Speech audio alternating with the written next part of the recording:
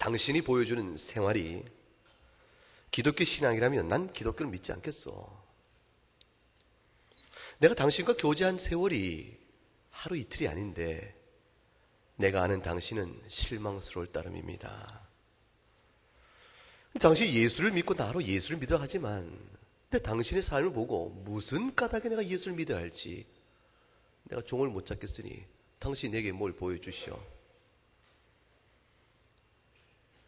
여러분은 누군가 여러분에게 다가와 그런 말을 한다면 여러분 얼마나 마음에 슬프시겠습니까?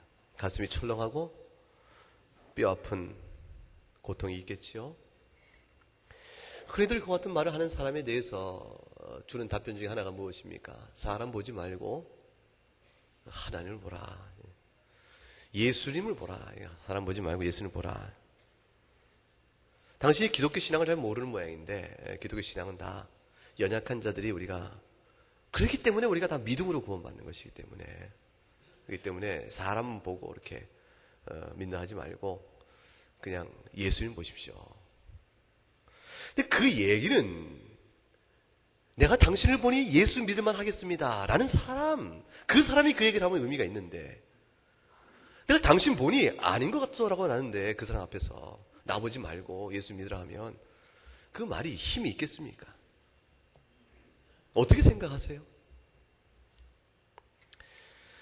맞습니다. 우리가 사람을 보고 예수 믿는 것이 아니죠. 사람에게 냄새가 날 따름입니다. 예외 없습니다. 오래 사귀면 다 드러납니다. 그래도 불구하고 사람 보고 예수 믿지 말고 그저 하나님과 예수님을 바라보며 예수 믿을 따름입니다 라는 말이 다 옳은 것은 아닙니다. 기독교의 참된 신앙은 우리 주 예수 그리스도를 바라보면서 우리의 부패성에 대한 철저한 고백이 있지만 동시에 그것을 넘어서서 그것 외에 또 다른 측면이 있습니다. 오늘 본문을 통해서 몇 가지 사실을 짚어보도록 하죠. 첫째, 구원은 여러분 생각해 보세요. 수고하여 벌어들이는 것입니까? 구원은 선물로 받는 겁니까? 이렇게 쉬운 질문이 어디 있습니까? 선물이죠. 영생이란 선물이요, 멸망의 저주받을 자를 거룩한 하나님의 자녀로 탈바꿈시키시는 이런 변화, 놀라운 변화를 주시는 구원이 하나님이 왜 선물로 주실까요? 이 너무너무 놀라운 것인데 이 귀한 것을 왜 하나님은 선물로 주실까요? 그것은 하나님 편의 이유가 있습니다. 무엇입니까? 하나님이 긍휼과 자비가 풍성하여 우리에게 은혜로 그것을 주시기로 작정하셨기 때문입니다. 그 선물을 받으려면 우리는 어떻게 하면 좋지요? 회개하고 예수 그리스도를 믿으면 됩니다. 예배소 2장 8절에 오늘 본문을 읽었던 예배소서 2장 8절에 한번 같이 읽어보죠. 너희는 그 은혜에 의하여 이것은 너희에게서 난 것이 아니요 하나님의 선물이라. 우리가 받는 구원은 선물입니다. 따라서 그 선물은 베푸는 자의 뜻에 따라 주어지는 것이니 하나님이 긍휼과 자비가 풍성하시사 은혜로 주시는 것입니다. 은혜로 주시는 구원의 선물은 어떻게 해서 받죠? 믿음으로 받습니다. 따라서 누군가가 구원이라는 선물을 받고서 그 구원이란 영생이라는 선물을 받고 그것이 자신에게 어떤 이유가 있는 것처럼 자랑하면 그것이 되겠습니까? 오늘 읽었던 본문 2장 9절에 가게 되면 이렇게 되어 있죠. 읽어보십시다. 행위에서 난 것이 아니니 이는 누구든지 자랑하지 못하게 함이라. 하나님께서 말씀하시기를 구원이라는 영원한 생명의 선물을 내가 너에게 베푸노니 이것은 선물인즉 이 선물을 받은 어떤 이유나 근거가 너희에게 있는 것처럼 자랑할 만한 것을 찾지 마라. 여기서 행위가 무엇을 의미하는가에 대한 것은 구체화되지는 않습니다. 종교 의식에 따른 순종일 수도 있고 선한 도덕적 선에 대한 충성일 수도 있고, 그러나 중요한 것은 어떠한 것이든 간에 그것이 자신이 받은 구원과 결부하여 그 이유나 근거가 될 만한 자랑거리라 내놓을 수 없다고 말씀하시는 것이죠. 그렇지만 우리들 가운데서 다른 일에 비해서 선한 일을 열심히 하는 사람들이 있는데 이들의 수고는 그럼 자랑할 만한 것이 못 되는 것인가? 그게 다 똑같지 않지 않습니까? 어떤 은 복음에 헌신하고 어떤 은 복음을 듣는 것 같은지 안 들은 것 같은지 그렇게 살기도 하고 그런데 그러나 중요한 것은 우리 가운데 누군가가 선한 열심을 행하고 있다 할지라도 그것이 본래 그 사람이 할 수 있어 한 것이 아니고 그것을 하나님이 할 수 있도록 그것 또한 선물로 주셨으므로 그것이 이루어진다는 사실입니다. 10절 말씀을 보면 읽어보십시다. 우리는 그가 만드신 바라 그리스도 예수 안에서 선한 일을 위하여 지으심을 받은 자니 이 일은 하나님이 전에 예비하사 우리로 그 가운데서 행하게 하려 하심이니라.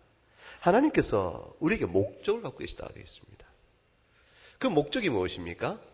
선한 일을 위하여 우리를 지으셨다, 창조하셨다, 만드셨다 되어 있습니다. 하나님이 이 일을 향한, 이 목적을 향한 하나님의 의지가 얼마나 강력하신지 하나님이 그 일을 위하여 우리로 하여금 그것을 행할 수 있도록 하기 위하여 필요한 모든 것들은 하나님이 다 예비하여 주셨다. 따라서 하나님께서 우리에게 그 목적을 주시고 그 목적은 사실은 하나님이 이루시는 큰 일 가운데 있는 것이니 그 일이 이루어졌을 때, 선한 일이 이루어졌을 때 그 일은 결국 누가 우리가 자랑할 것이 못되며 하나님 우리 가운데 행하신 창조 역사 때문에 이루어진 거라고 고백해야 한다. 허물과 죄로 죽은 우리입니다. 우리는 허물과 죄로 사는 자들이었는데 그리스도와 함께 살리시고 그리스도와 함께 하늘 보좌에 앉으시는 하나님께서는 그러한 은혜를 베푸시는 까닭이 우리와 하여금 선한 일을 하게 하려 함이라. 분명 기독교 구원은 하나님이 베푸시는 선물이지요.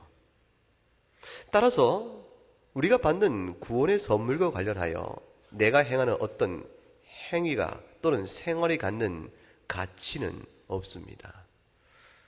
내가 하나님께 받는 구원의 선물과 관련하여 내가 어떤 생활과 행위를 통해서 그걸 얻을 만한 가치를 제공하거나 근거를 제시할 수는 없습니다. 그런데 하나님이 그 모든 일을 우리에게 선물로 주신 까닭이 무엇인고 했더니 하나님께서는 목적이 있다 말씀하시고 그 목적을 가리켜서 선한 일을 위하여 행하셨다고 되어 있습니다. 따라서 기독교인의 구원 생활은, 기독교인의 신앙 생활이요 영원한 생명을 자랑하는 구원의 생활은 단지 이 목적성과 구분되어져서 목적성과 별개로 임의로 살아가면서 구원을 말할 수가 있는가라는 질문이 받게 되어지면 그 답은 그럴 수 없다가 옳습니다. 하나님이 이 목적을 이루기 위해서 얼마나 많은 일을 하셨는가 생각해 보세요. 사람이 어떤 일을 하면 결과를 얻기 위한 것이거든요. 결과를 얻기 위하여 많은 수고를 하는데 하나님이 우리에게 그리스도 예수 안에서 선한 일을 하게 하시기 위하여 우리에게 필요한 모든 것을 예비하시고 그거를 주신 일들이 무엇인가를 한번 생각해 보게 되면 얼마나 큰 대가를 치르셨는가 알 수가 있습니다. 한번 보시죠. 빌립보서 2장 6절과 8절 말씀 보면 한번 오늘 읽었던 교동문의 내용과 같죠? 같이 읽어보겠습니다.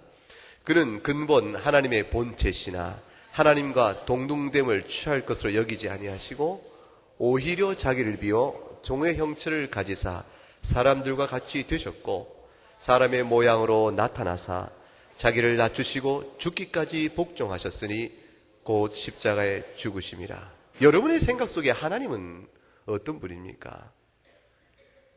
하나님이 얼마나 크시다고 생각하세요? 사람이 죄 가운데 있을 때에 미련하고 악하여 하나님을 잘 모르죠. 모르기 때문에 하나님에 대한 생각도 예사롭게 합니다. 하나님은 지구의 자주를 돌릴 수 있는 슈퍼맨 정도가 아닙니다.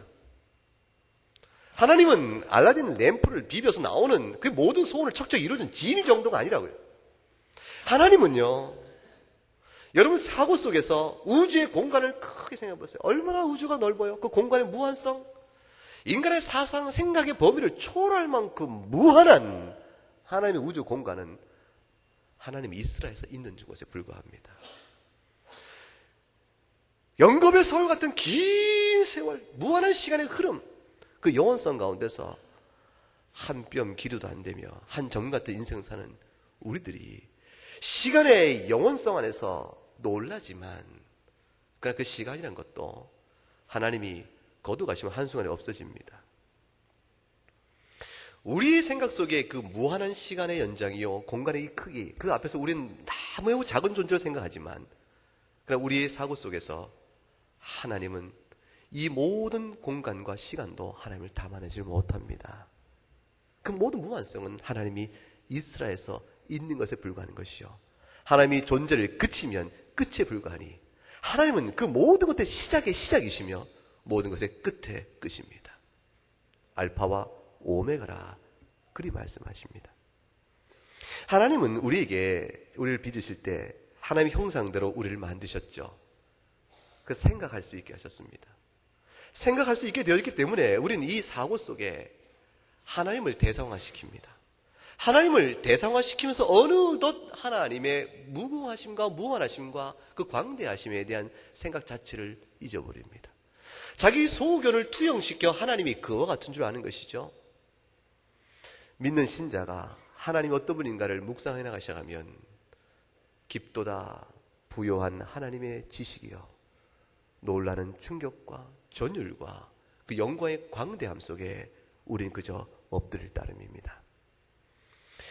예수 그리스도께서, 성자 하나님께서 하나님이심에도 불구하고 이 땅에 육신 가운데 오셔서 실제로 사람이 되셔서 사람의 몸을 가진 동안에 여러분과 제가 겪는 모든 고초와 환난과 연약성을 다 겪으시고 그 수치를 스스로 당하셨으니 자기 비하의 삶을 사시고, 왜요? 죽기까지 복종하심으로 십자가의 대속의 은혜를 우리에게 베푸시고 하여 그 일을 이루셨습니다. 이 일이 얼마나 크고 놀라운 것인지, 이 일이 얼마나 신비로운 것인지, 이 얼마나 영광스러운 것인지, 이 일 속에 담겨있는 오묘한 이치를 너희가 깨닫겠는가? 우리에게 이 모든 말씀을 주기 위하여 하나님은 창세기로부터 계시록까지 전체의 그리스도에 관한 모든 얘기를 기록해놓고 있습니다.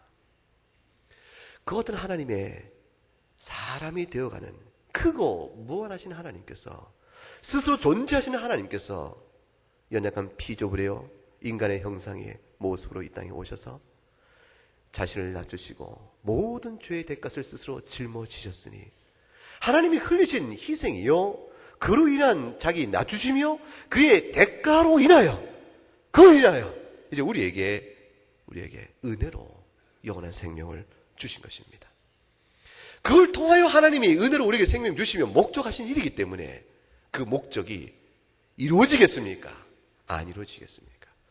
그 목적을 해도 그만한 것이겠습니까? 반드시 이루어져야 할 일이겠습니까?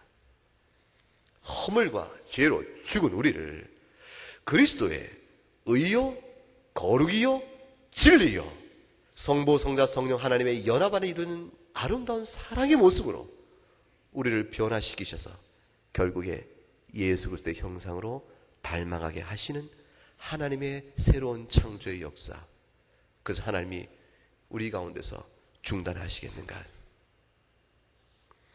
하나님의 목적이 이와 같기 때문에 이 목적은 넓은 의미에서 보게 되면 그 자체가 구원입니다. 예수 그리스도의 은혜로 말미암아 믿음으로 구원받고 구원받은 자가 하나님의 구원의 목적에 따라 새로운 사로 빚어져 가는 것은 결국 전체적으로 보게 되면 그 전체가 하나님 우리를 향한 구원의 역사이죠. 우리 가운데 믿음을 주신 이가 누구십니까? 성령 하나님이십니다. 그 성령 하나님이 우리 가운데서 믿음의 역사를 시작하시면서 하나님이 구원의 결국의 목적인 선한 일을 행하도록 우리 마음을 붙들고 계시고 이끌어 주십니다. 그 영적 이치이기 때문에 예수님을 믿고 참으로 은혜로 구원받은 것이 무엇인지 아는 사람은 변합니다. 이전과는 분명 다른 사람으로 변합니다. 딴 사람이 되어버리고 맙니다. 전에 즐겨 행하던 일 가운데서 그 일이 더러운 일인 줄 알게 되어짐으로 인해서 그전엔 즐겨 행했으나 그것이 추한 일인 줄 알게 되어지면서 이전에 행한 일들이 악한 일인 줄 알게 되면서 그 더럽고 추하고 악한 일을 자기에서 멀리 행하게 됩니다. 점점점 그것을 멀리하게 되어집니다. 그것을 자기에서 멀리하게 됩니다. 그런 일을 혹이라도 행하게 되어지면 이전에 없던 현상이 나타나죠. 가슴이 아픕니다. 혹이라도 그 일을 다시 행하게 되면 마음의 괴로움을 금할 수가 없습니다. 주 앞에 나와 눈물 쏟아붓고 회개의 기도를 주 앞에 드리게 됩니다. 전에는 숨 쉬듯 그토록 가까웠던 일이요, 나에게 습관으로 붙었던 일인데 그래서 아무렇지도 않았는데 이제는 행할 수가 없는 것입니다. 어두운 그림자 같은 모든 이전의 행실들이 점점 그림자의 크기가 줄어드는 것이요, 그림자의 빛깔이 점점 엷어져 가는 것입니다. 변합니다. 예수 믿고 그 은혜를 아는 사람은 변합니다. 하나님의 목적이 그러하기 때문입니다. 그 사람이 전에는 행치 않았던 일을 합니다. 어떻죠? 다른 사람을 이해하기 시작합니다. 그리고 사랑을 하기 시작합니다. 다른 사람과의 관계 안에서 늘 없던 버릇이 생깁니다. 무엇입니까? 하나님을 생각합니다. 내가 이 사람과의 만남 속에서, 이 사람 관계 안에서, 여러분 가정을 생각해 보세요. 부부 안에서, 자식과의 관계 속에서, 부모의 관계 속에서 하나님을 생각합니다. 전에는 없던 일이었어요. 거의 즉자적으로, 그냥 바로 즉각적으로 반응이 나오죠.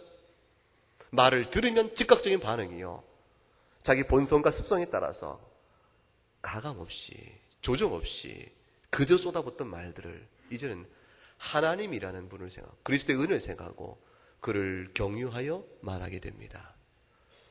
주 앞에 영광을 돌리는 말인가를 분별하며 말하게 됩니다.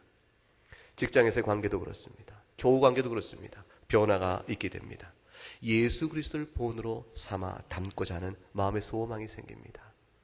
자기 행실이, 자기 언행이 혹시라도 그리스도의 이름에 먹칠을 할까 두려운 마음을 갖고 삼가 조심합니다. 그 사람은 따뜻합니다.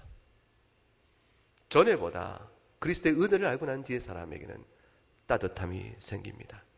포근합니다. 부드럽습니다. 감싸움이 있습니다. 변한 것입니다.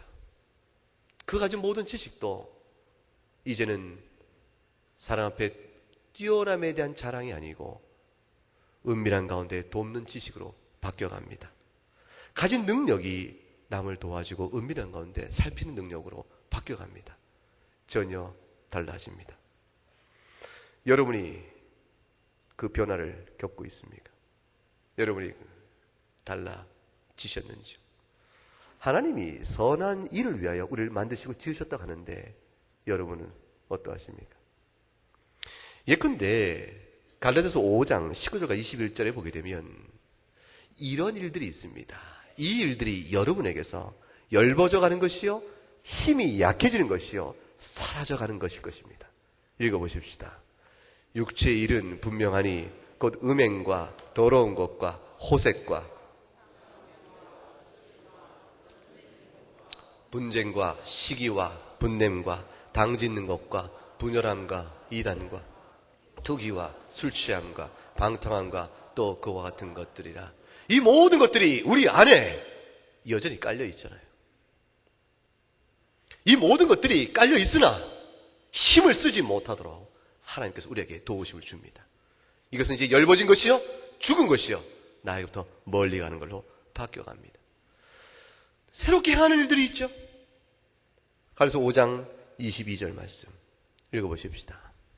오직 성령의 열매는 사랑과 희락과 화평과 오래 참음과 자비와 양선과 충성과 온유와 절제니 이 같은 것은 금지할 법이 없느니라. 하나님이 우리 안에서 행하심으로 누가 그것을 막습니까?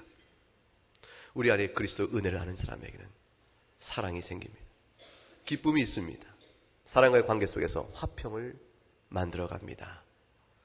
자신의 의지와 목소리를 관철시키기 위해서 그렇지 못할 경우에 자존심이 상해서 그것 때문에 괴로워하고 관계를 어렵게 만든 일들을 더 이상 행치 않게 되어집니다. 절제가 있잖아요. 온유가 있지 않습니까? 자비로움이 있지 않습니까? 우리 가운데 하나님의 말씀 앞에 신실한 태도가 있지 않습니까? 상대 입장을 헤아려 선을 베푸고자 하는 마음에 소망이 있지 않습니까? 오래 참는데 이 모든 일이 그리스도 안에서 나타나는 하나님이 목적하신 선한 일들입니다. 그러므로 여러분들을 가리켜서 어떻게 정의를 내릴까요? 우리 모든 각각 다 개성이 다른데 우리 모두를 통괄하여 일반적으로 정의를 내리면 이렇게 됩니다. 그리스도인이란 5장 24절 말씀 읽어봅니다. 그리스도 예수의 사람들은 육체와 함께 그 정욕과 탐심을 십자가에 못 박았느니라. 여러분입니다. 여러분의 행동 특성과 여러분의 사고를 망라하여 여러분은 어떤 사람인가? 라고 정의를 내리면 성경적 정의는 이 육체와 함께 그 정욕과 탐심을 십자가에 못 박은 사람들입니다. 하나님의 목적입니다. 그렇기 때문에 당신이 보여주는 그 생활이 기독교 신앙이라면 나는 그런 기독교 믿지 않겠습니다. 이렇게 말한 그 사람의 이야기는 어떻게 보게 되면 예리하게, 아주 예리하게 영적 원리의 한 핵심을 정확하게 짚어내고 있는 것입니다. 물론 우리는 온전하지 않습니다. 누가 온전하겠습니까? 그러나 구원은 믿음으로 받는 것이요 하나님의 은혜로 받는 것이니 아무렇게나 살아도 괜찮다고 말하면 절대로 안 됩니다. 그럴 수가 없습니다. 우리 가운데 하나님의 은혜로 믿음으로 받는 구원이니 어제나 오늘이 동일하고 오늘과 내일이 동일하고 나는 그대로 살아갈 뿐 영적인 각성과 의식이 없이 삶의 절제와 조심과 삼가한 근신이 없이 그저 자기의 습성과 본성대로 말씀에 대한 이웃이 곧비로 훈련받지 않은 채 경건의 노력과 훈련이 없이 그저 살아도 믿음으로 주시는 은혜니까 구원 받겠나? 정령적 은혜를 알면 하나님의 구원의 은혜를 알면 하나님이 우리 가운데 행하시는 선한 위를 목적하시며 우리를 새롭게 창조해 가시는 그 하나님의 선한 일에 예민해야 되지 않겠는가? 한 신문을 보다가 한 컬럼을 읽었는데 그 컬럼 안에 한 영화 얘기가 나옵니다. 지난주도 영화 얘기했죠. 오늘 한 편의 영화를 보시겠어요? 근데 제가 그 영화를 보지 못해서 영화 얘기를 못 해드립니다. 근데 그 컬럼리스트가 그 영화의 제목은 이것이에요. 이보다 더 좋을 수는 없다. 외화입니다. 제목이었대. 그런데 이보다 더 좋을 수는 없다 해서 사랑하는 두 남녀 이야기입니다. 그런데 한 대목을 쭉 설명하는 가운데 제 눈에 탁 들어온 한 표현이 있었습니다. 사랑에 빠진 남자가 자기의 사랑을 부어주고 여자로부터 사랑을 받고 사랑에 흠뻑 젖었죠. 그리고 자기 또한 그 여자에게 사랑을 쏟아붓습니다. 사랑에 빠진 이 남자가 이런 말을 합니다. You make me want to be a better man. 기 문장을 얘기했죠. 이거 예사로운 게 아닙니다. 굉장히 연습 많이 했어요. 제가 오늘 나오기 전에. 당신으로 말미암아 제 마음속에는 더 좋은 사람, 더 나은 사람, 더 선한 사람이 되고 싶은 마음이 차게 됐습니다. 당신은 나를 그렇게 만들어버렸다고요. 당신이 나를 그렇게 만들어버려. 당신 때문에 당신을 생각하면 나는 이전에 그 사람이 있을 수 없고 더 나은 사람이 되어야겠다는 마음에 그 소망으로 가득 차버립니다. 여자가 당신은 변했어요? 라고 물으니까 나온 대답이 그거예요. 당신 변했어요. 당신이 나를 더 나은 사람이 되고 싶은 사람, 더 나은 사람이 되고 싶은 마음을 가득 차게 만들었다고요. 예수 믿는 사람은 그 마음을 갖습니다. 하나님, 주님은 저를 바꾸셨습니다. 저는요, 주님이 저를 바꾸셨기 때문에 더 주님 마음에 합한 사람이 되고 싶어요. 저는 주의 말씀에 합한 사람이 되고 싶어요. 당신이 제 마음을 그렇게 사로잡아 버렸습니다. 여러분의 고백이 그리 되어야 합니다. 그것이 은혜 아는 자의 고백입니다. 선한 사마리아인 비유 아십니까? 선한 사마리아인에 대해서는 어느 정도 지식이 있으시죠? 없으면 상식에 문제가 있습니다. 일반 상식에 관해서. 이거는 뭐 성경의 지식이 아니고 선한 사마리아인에 관한 내용은 세상 일반 상식에 과되어 있어요. 어떤 내용입니까? 유대인이 강도를 맞았는데 강도 맞은 그 유대인을 제사장도 안 돌보고 레위인도 안 돌보고 왜 그래요? 강도 맞은 그것을 위태로우니까 또 맞을 줄 모르니까 얼마나 두렵겠어요. 그런데 강도 맞아 거반 죽게 된 사람 그대로 두면 곧 죽습니다. 근데 그 사람을 뜻밖의 도와준 사람이 있는데 그 사람이 누굽니까? 사마리아인이었다. 근데 이 사마리아인과 강도 맞은 사람 사이가 이웃이요, 사랑의 관계요, 친구요, 좋은 사이였다. OX?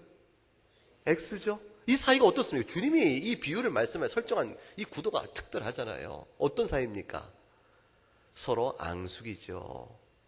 서로 멸시하는 사이죠. 서로 조롱하는 사이죠. 특별히 유대인은 사마리아인을 개, 돼지 보듯 했으며 이방인 취급했죠. 본래 사마리아인도 이스라엘 사람이었단 말이에요. 근데 북왕국 이스라엘이 점령당하면서 그곳에서 혼혈 정책에 의해서 피가 섞이고 종교가 혼합성을 띠게 되어지면서 유다 지파 사람들이 볼 때는 그들은 더 이상 선민이 아닌 것이죠. 그러므로 인해서 너희는 우리와 형제가 아니라 얘기하시면서 더 이상 그들 가운데 배척이 일어나게 됩니다. 배타성이 있게 됩니다. 상종을 안 하는 것이죠.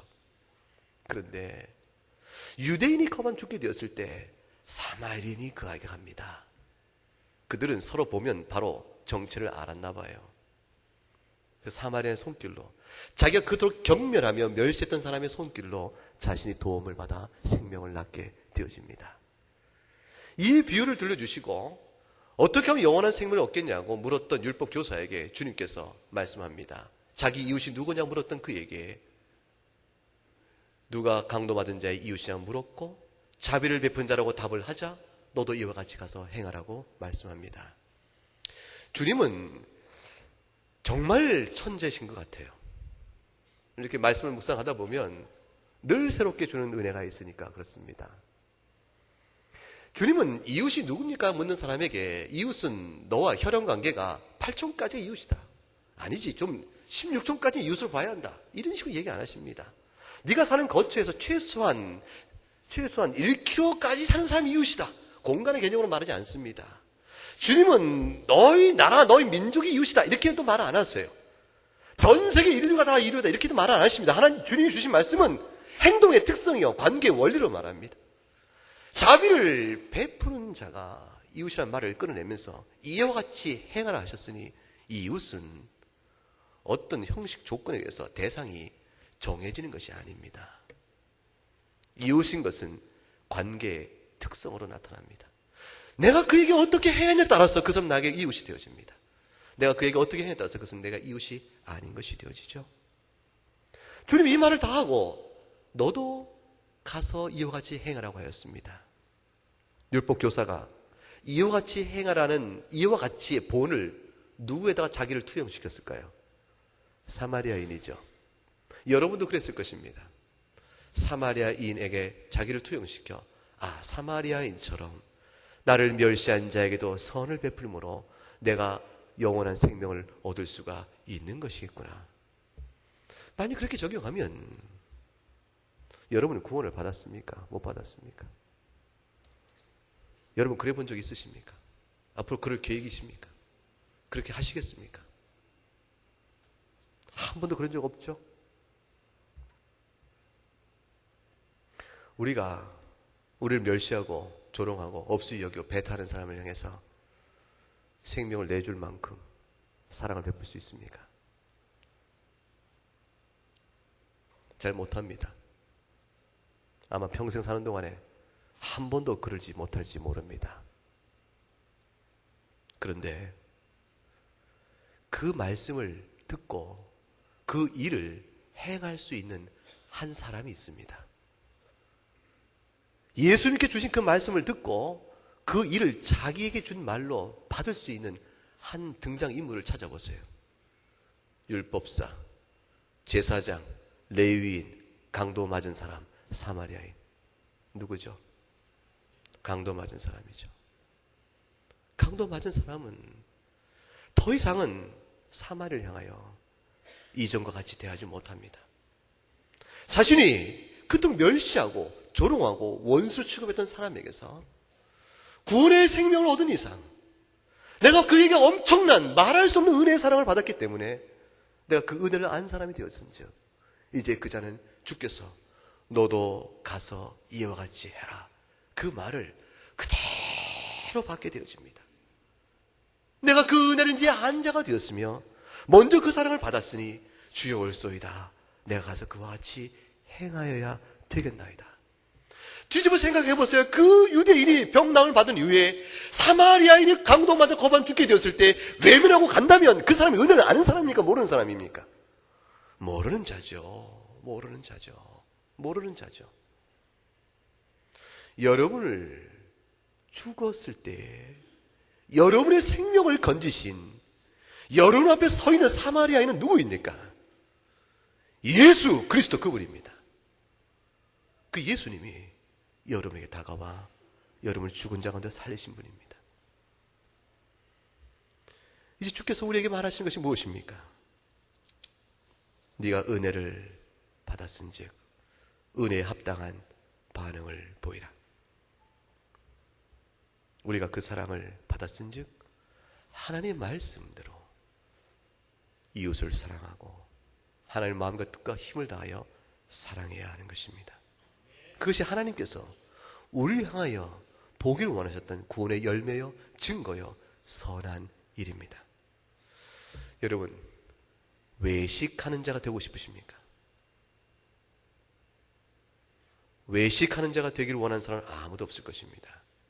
여러분, 누가 외식하는 자입니까? 은혜를 안다고 말하면서, 내가 은혜를 받았다고 말하면서, 그 은혜를 누리고 있다고 말하면서, 그런데 아무리 기다려도 그 은혜에 대한 합당한 반응이요, 감사가 없는 사람, 그 사람이 외식자입니다. 주님이 무화과 나무 열매가 맺지 않자 그것을 그대로 죽이신 사건이 일화 속에 나옵니다. 은혜를 안다고 말하면 열매를 보기 원하시는데, 은혜를 안다고 말하니 하나님의 은혜의 목적성이 드러날 줄 아는데, 은혜를 아는 사람으로서 마땅한 감사의 반응이 없으면 그가 외식하는 자요, 그들이 바리새인인 것입니다. 바리새인은 자기 공로로 자기 의를 주장하는 자라 성격이 규정되어지는데, 그렇기 때문에 그들은 한편으로 은혜를 아는 자로서의 은혜의 열매가 그들에게 없는 것입니다. 경건의 외식이죠. 여러분은 은혜를 아는 분입니까? 아니면 외식자들입니까? 주께서 오늘 여러분을 돌아보기를 원하십니다. 제가 분명히 아는 것 한 가지가 있습니다. 여러분 안에는 이미 하나님께서 착한 일을 시작하셨습니다. 여러분 가운데는 이미 주 성령의 은혜로 여러분을 거듭나게 하시면서 주님을 사랑하는 마음, 예수님 때문에 주님 제가 변해버렸습니다, 그 고백을 할 수밖에 없는 변화의 시작이 여러분에 이미 있다고 믿습니다. 그렇죠? 여러분에게 변한 사람입니까? 물으면 여러분 답을 하기가 주저릴지 모르지만, 그래서 제가 질문을 여러분에게 그 변화가 시작됐습니까? 물어보면 여러분 대답은 시작되었습니다가 정답일 것입니다.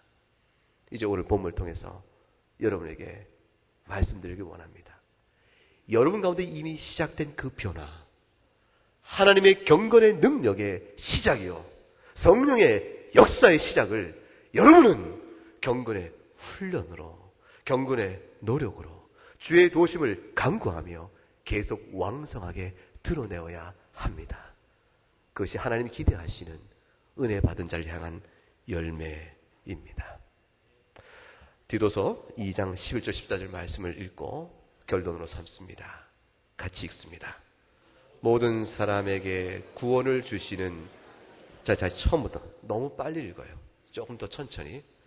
모든 사람에게 구원을 주시는 하나님의 은혜가 나타나 우리를 양육하시되 경건하지 않은 것과 이 세상 정욕을 다 버리고 신중함과 의로움과 경건함으로 이 세상에 살고 복스러운 소망과 우리의 크신 하나님 구주 예수 그리스도의 영광이 나타나심을 기다리게 하셨으니 그가 우리를 대신하여 자신을 주심은 모든 불법에서 우리를 속량하시고 우리를 깨끗하게 하사 선한 일에 열심하는 자기 백성이 되게 하려 하심이라. 아멘.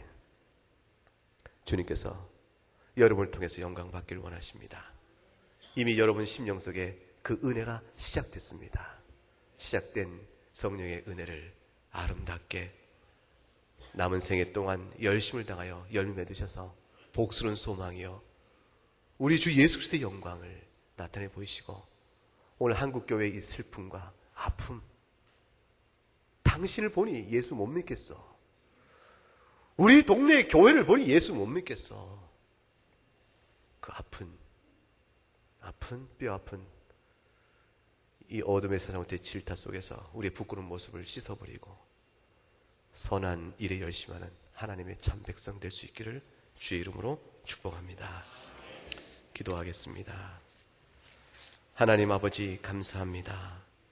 허물과 죄로 죽은 우리를 주께서 은혜로 구원하셔서 믿는 자마다 하나님 자녀 삼게 하시는 큰 은혜 베푸실 주님 감사합나이다. 우리가 고백하는 이 그리스도를 향한 믿음은 우리에게서 말미암은 것이 아니요 하나님의 긍휼과 자비를 따라 은혜를 우리에게 베푸심에 성령 하나님이 우리를 중생케 하여 고백케 하신 줄 믿사옵나이다. 우리 안에서 시작하신 이 귀한 일, 이 아름다운 거룩의 역사를 아버지 하나님 풍성하게 나타낼 수 있도록 우리를 불쌍히 여겨 주시옵소서. 이 말씀을 듣게 하시고 오늘 이제 불러 모으신 화평의 모든 교우 한 분 한 분에게 이 은혜를 베푸심으로 아버지 우리를 통하여 하나님 영광 받으시고 교회를 통하여 주의 선하신 일을 세상에 나타내 보이는 저희가 되게 하시옵소서. 감사하고 예수님 이름으로 기도하옵나이다. 아멘.